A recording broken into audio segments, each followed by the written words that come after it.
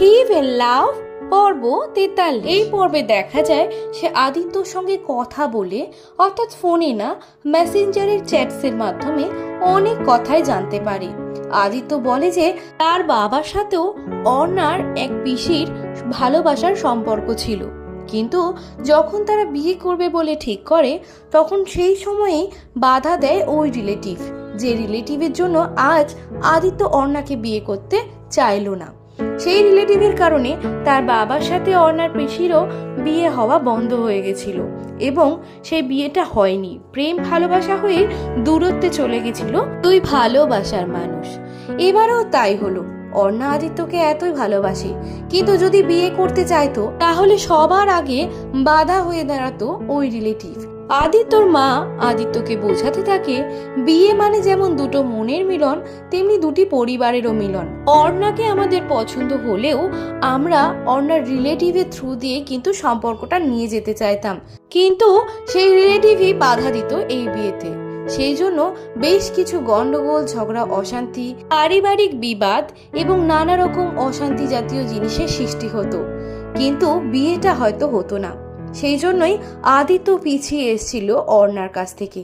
আসলে সে তার মায়ের কথা মতোই সরে এসেছিল। আসল সত্যি তো এটাই যে আজও অর্ণাকে ভালোবাসে আদিত্য, সেই আগের মতো। আজও অর্ণা তার স্বপ্নে আসে, তার কাছে আসে।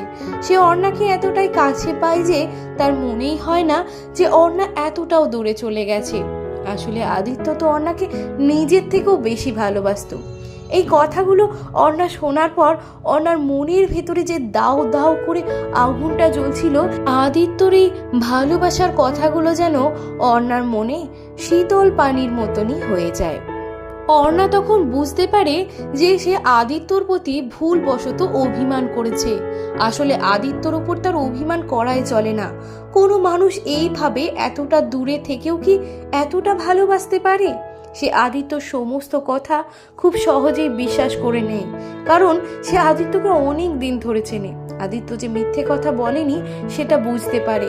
আদিত্যর গলার স্বর শুনে সে বুঝতে পারে যে আদিত্য আজও তাকে ভালোবাসে, এবং সেও বুঝতে পারে সে এত কিছু ঘটার পরেও যেন আদিত্যকে আজও ভুলতে পারেনি।